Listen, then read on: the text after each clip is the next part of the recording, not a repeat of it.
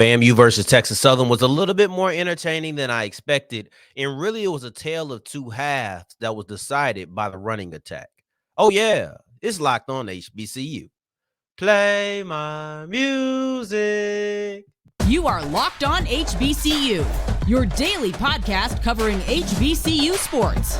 Part of the Locked On Podcast Network, your team every day.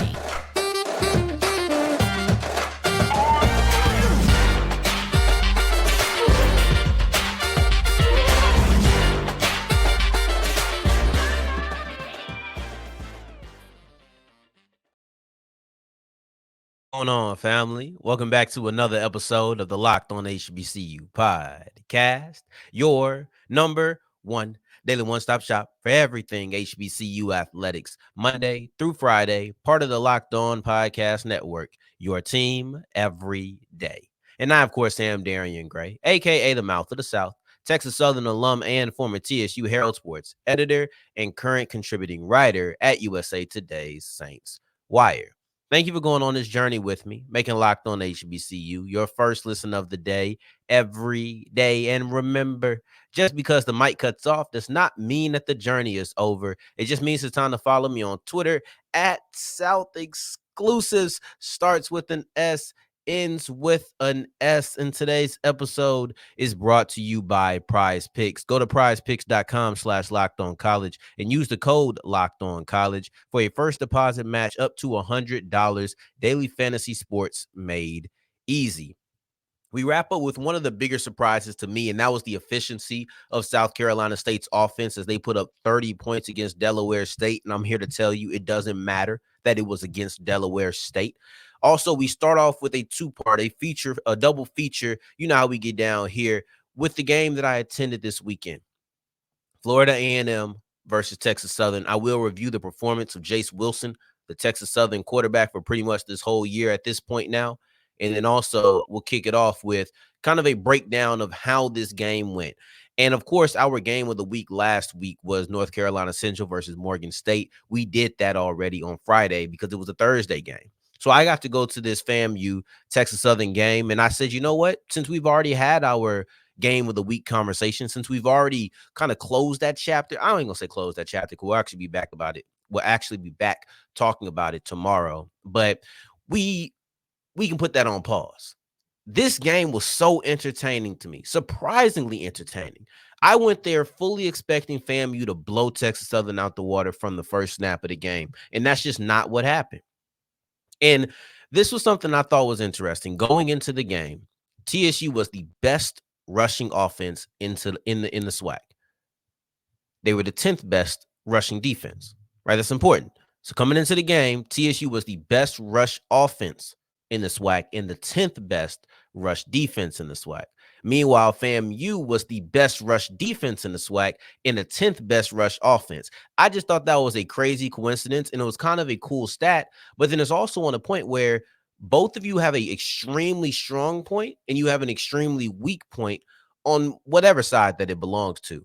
Something's got to give. And in the first half, TSU looked like the best rushing offense in the conference. And FAMU looked like one of the worst rushing offenses in the conference. But then you get into the second half, and FAMU looked like the best rush defense in the conference, and Texas Southern looked like one of the worst rushing defenses in the conference. It was something that was truly fascinating because when Texas Southern was able to run the ball, you saw the passing game open up for them. Ladarius Owens had a phenomenal first half. It was a moment where we're in the press box, and it's all Texas Southern people. I don't know where the FAMU guys were. I know that they had radio people in a different room, but in the box that I was in, it was all TSU personnel, right?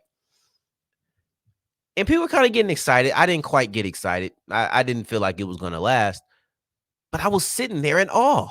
I was sitting there in pure disbelief because I'm watching Ladarius Owens, who I do know is a good running back, but he's tearing up this FAMU defensive front. And I'm sitting here like, it looks easy.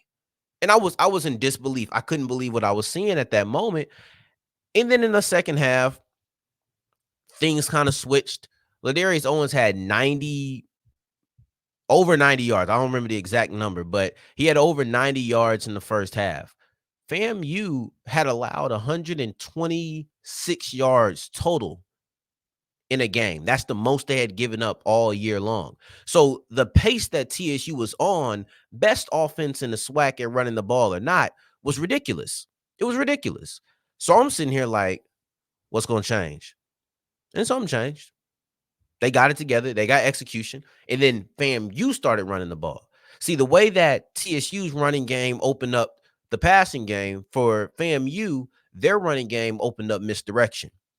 You've seen two back-to-back plays, one with Jamare Shareed, one with Burke, where they were both end arounds. And it was one of those things where I was just watching Shareed at all times, but I lost him on his end around.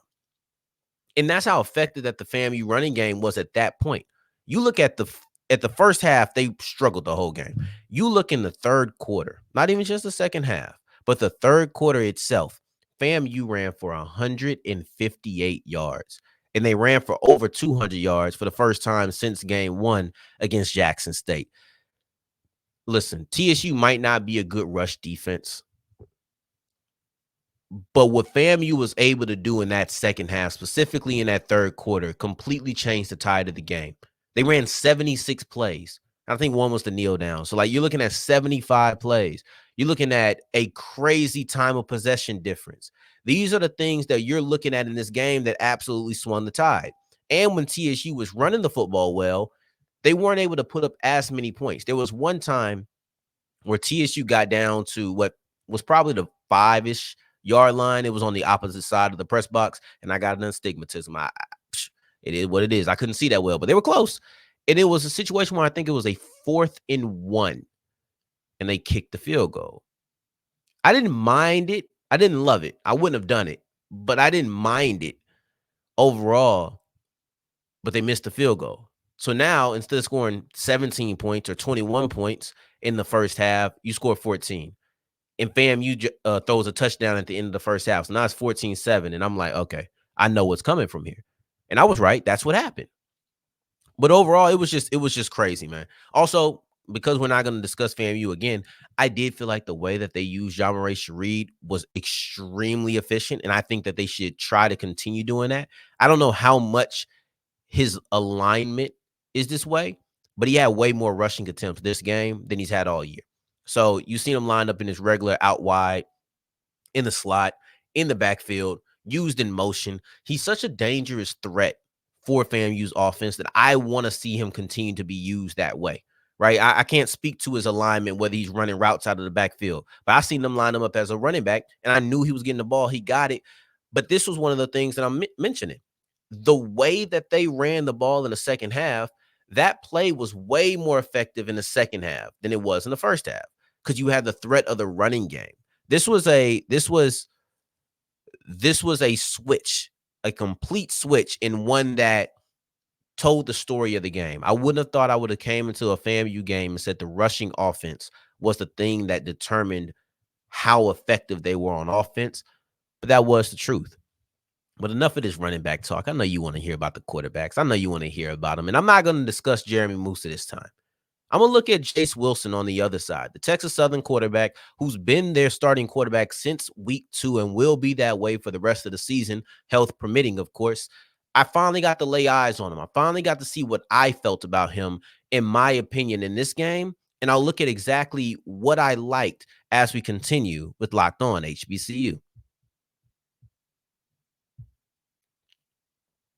Today's episode is brought to you by Athletic Brewing, and just like Gassett, Jamari Gassett, Athletic Brewing is changing the game for non-alcoholic beers. Now, Gassett is the guy who caught that touchdown at the end of the first half that Coach McKinney said gave FAMU the confidence to be able to come out in the second half and know that they could really run things in that second half. I'm paraphrasing, but that's basically how it happened. That's non-alcoholic beers. They're changing the game. These brews have been put up next to some of the alcoholic beers, and they don't even stand up. It's Athletic Brewing every day of the week, award-winning at that. So all you have to do is go to athleticbrewing.com. I love them because there's no hangover. I can drink them anytime. Watching the game, at a game, I can drive after. They just taste good and there's no leftover effects. So go to athleticbrewing.com and then use the code locked on. That's LOCKEDON for 15% off your first order. That's Athletic Brewing, code locked on for 15% off your offer. As we continue rolling on today's episode of Locked on HBCU, I appreciate you for making this your first listen of the day every day. And remember, on Friday, we'll be here with our college football kickoff live. If you do miss that live, you can always come to the podcast page. You can come to the YouTube page. And after that, it'll be stored on this Locked on HBCU page. We've already looked at the running backs, both for FAMU and Texas Southern. But what about Jace Wilson, the quarterback? Because this was the first time that I watched him play. And I know I came on here and I told you that I was going to watch at least a quarter of him and Bethune-Cookman's matchup. I didn't.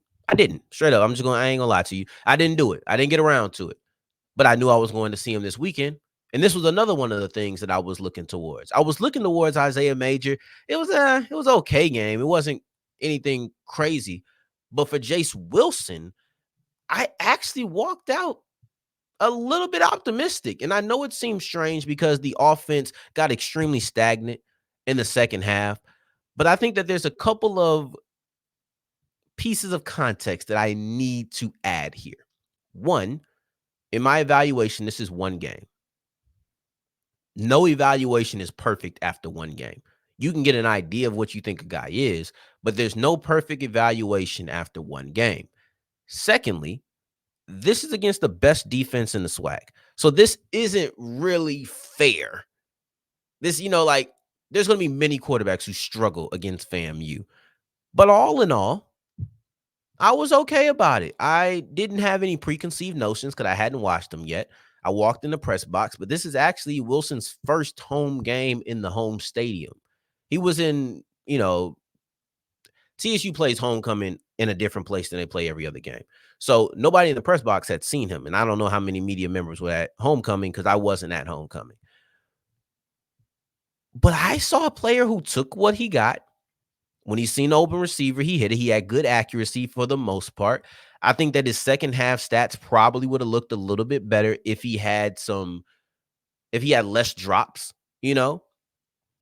But I think that I want to play what Clarence McKinney, head coach McKinney, said about his performance because there was a very important piece of information in McKinney's answer about how Jace Wilson had performed that I want to highlight, but I think that he says it in a way better than I could. Yeah, Jace has done a tremendous job for us as a program. He came into the season not expecting to be the starter. The team didn't expect him to be the starter. He's new to the program, but he was thrown into the fire against some quality opponents. His first start was against Toledo, started against Rice. And us as coaches, we're still trying to figure out what he does best. And so we can't treat Jace as if he's Andrew because they're two different talents, two different people. And so we're learning Jace. Jace is learning us, learning the scheme. I think he's doing a tremendous job. I think he's done a tremendous job. He's given us an opportunity to be one of the better offenses in the SWAC. And the future is bright for him. You heard Coach McKinney in his conversations, and I really thought it was a good press conference and insightful from McKinney. But the most important thing in there to me is that he's not Body. And listen, every day, I have high praise for Andrew Body. I think he's a fantastic talent. So when I say that he's not Body, it's not to say, hey, man, you can't be as good as Andrew Body. No, literally, he's not Body. They're different people. They have different things that they would like to do. And they meaning Texas Southern, they weren't in a situation like a lot of other teams. They didn't come into the season with a quarterback battle. There was no question. There was no reason that Jace Wilson, outside of maybe some health reasons for Body trying to get him ramped up for the season, that Wilson would have taken any first team reps. There was no reason that they had to sit there and plan for him because it was all Body. That's what it was going to be. And that comes into the idea of we're still trying to figure out what he does well because they're not game planning around him. And they're trying to make up for time. Usually you have an off season to learn a player in that way, in that deep of a way, right? Because you know him to a certain extent because they called a pretty good game for him. Honestly, whoever's calling the plays at TSU, especially in the first half, I thought they did a really good job. And when the run game was working, you saw Jace Wilson's best self. He's not a playmaker at this point, but it's difficult to be a playmaker when your coaches aren't quite sure of what you do the best. And that's not a criticism. It's just if you're going to be a quote unquote playmaker, you're going to be doing it in the things that you do better than any other part of your game. For example, if you have a mobile quarterback, if you want him to be a playmaker, you're probably going to ask him to use his legs, whether that's rollouts, whether that's actually running the football. But when you want him to be a playmaker and he's a mobile quarterback, you're not going to tell him to be a statue. That's not the best way to make him a playmaker. So as the coaching staff learns him and you get closer to the end of the year, you'll probably see him make a couple of more plays. But as of right now, like I mentioned earlier, he's taking what the defense is giving him. He's using the run action. He's using the RPOs. He's making quick and good decisions, right? So in the RPOs, you have to make that call quick. Are you going to give it off to the running back? Are you going to take it out and throw it? And if you throw it, you can't sit in the pocket for 2.5 seconds because the offensive line, they don't know if it's a running play. They don't know if it's a passing play. So they're going to be moving downfield. You have to make that decision quick. And I thought he did it really well. I thought he had some nice touches on a couple of his passes. And especially that last touchdown that was in the back pylon. It was a corner route. It was right on the money. It looked good. Of course, the second half wasn't as great. Aside from just the drops, things just didn't go as well.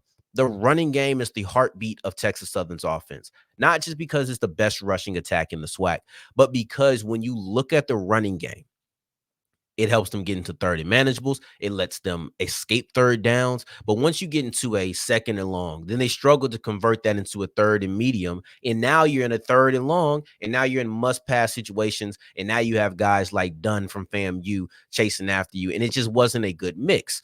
But overall, in the first half, when you've seen better third downs, when you've seen better second downs, that's when you've seen better play from Jace Wilson.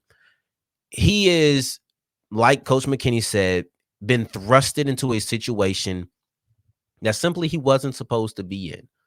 And maybe they didn't expect him to have to be here, but he's learning in the fire, and I liked what I saw. It gave me optimism, and how do I want to say this? Who knows what the future holds for Texas Southern at the quarterback position, right? But Jace Wilson has done enough in this game, at least this game. Remember, one game is not a perfect evaluation. If this is more of what we've seen and probably against lesser defenses looks even better, I'm all right with Jace Wilson as the starting quarterback. I am. Of course, you want body because this is a SWAC player of the year type of player. But if I have to rock with Wilson for a little bit until body gets healthy, I'm okay with that if I'm Texas Southern. Now, as we move forward, we're going to switch gears from TSU, from FAMU. We're going to go in. We're going to look at the MEAC because speaking of offenses who I wasn't quite sure about, South Carolina State just dropped 30 on Delaware State. Don't tell me it's Delaware State because that's South Carolina State. And that's an offense that I didn't think was capable of doing that to any MEAC opponent. But we'll look at why that's so important as we continue with Locked On HBCU.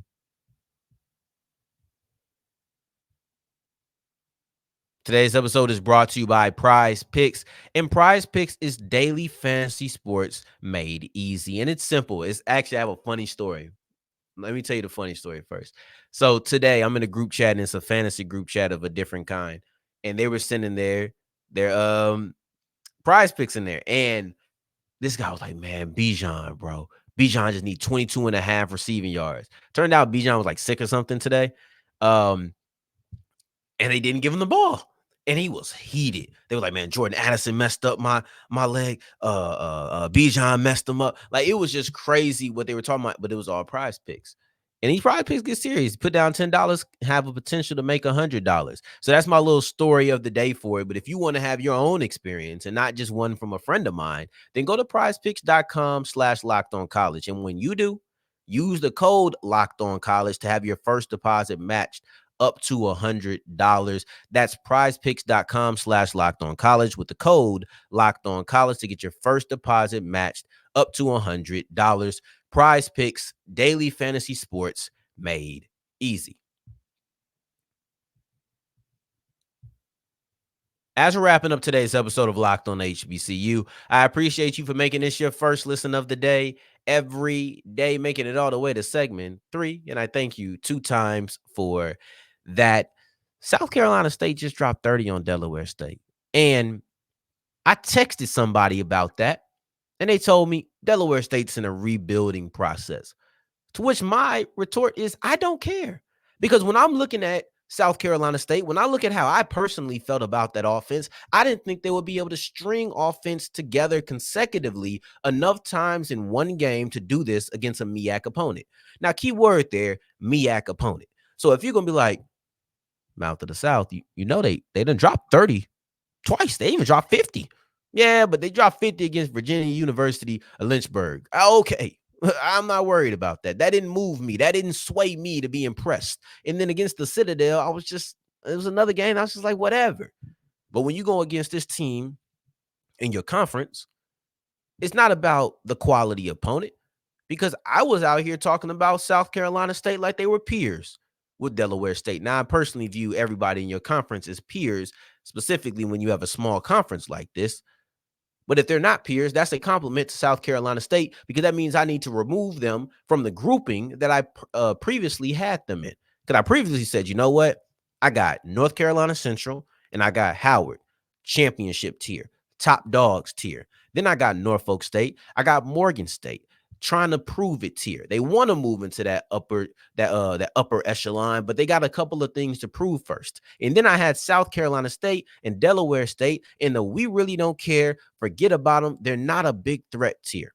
Granted, even in that tier, I do believe that everybody in the MEAC, with the way that they play ball, can get somebody. It just happens. It's crazy things happen.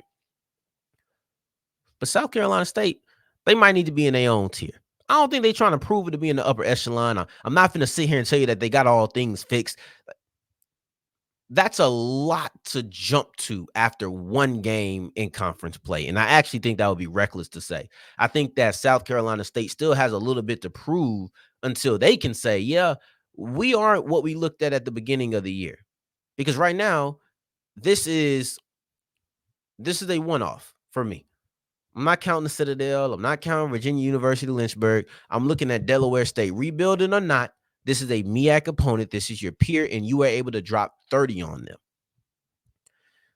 And that's just a good sign for the offense. That's just a sign that says, oh, the offense can put things together like this. The offense cannot self-sabotage. The offense can lean on this trio of running backs that are extremely young and say, yeah, we can get the offense going through these guys. Now, let's look at them, because first off, you got Jarwarn Howell, and this was the best game of his young career as a freshman. And Howell was somebody who I was extremely impressed with in that Jackson State game. He's a player who I felt was the best skill player that they had on the offense. And in a game where everything went wrong, I feel like Howell was the one bright spot. That was the one guy that I was like, I like him. I liked him. It was another defensive lineman who I can't remember. It wasn't Green, but it was somebody else. I was like, I like him too. But he's even had a couple of flickers since then, most notably against Georgia Tech. He has 6 carries for 64 yards. So you nearly 11 a pop against an FBS competition. That's what we like to see. We love to see that. That's how you make some money. That's how you get on the radar. But in this game, he had 13 carries, 119 yards, and most importantly, 3 touchdowns. He wasn't actually the leading rusher, though. He is the leading rusher for the team this year, but in this game, he wasn't. That's when you get to Tyler Smith.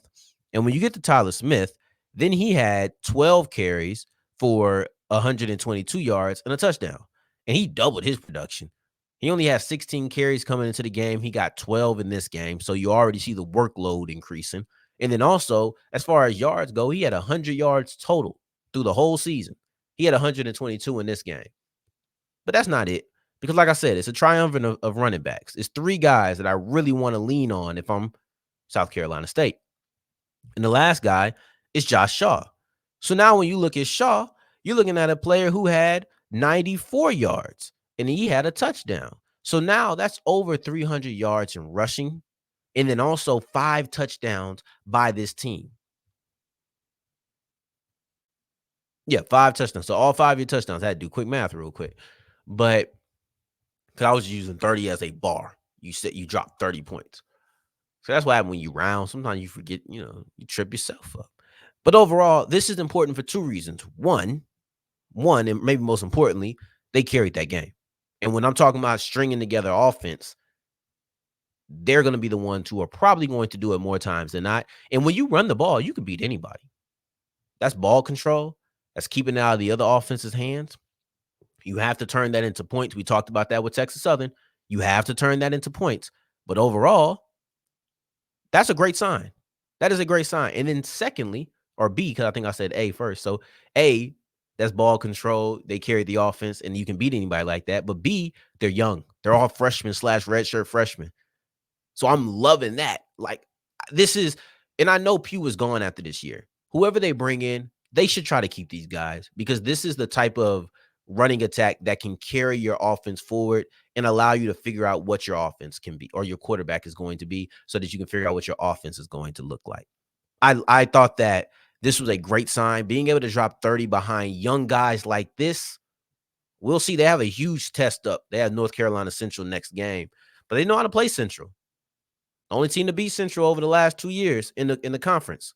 So we'll see what they can do. That's actually a game I'm really looking forward to. It won't be our game of the week, but I'll tell you this. When we do our quote-unquote extra games to watch, that'll probably get its own segment. It won't be bunched in with anything else. That will get its own segment, because the Magic City Classic is on Saturday, but this is also a game that we have to highlight, and that comes out on Thursday. So until tomorrow, we'll actually talk about North Carolina Central tomorrow and why I like the victory over Morgan State.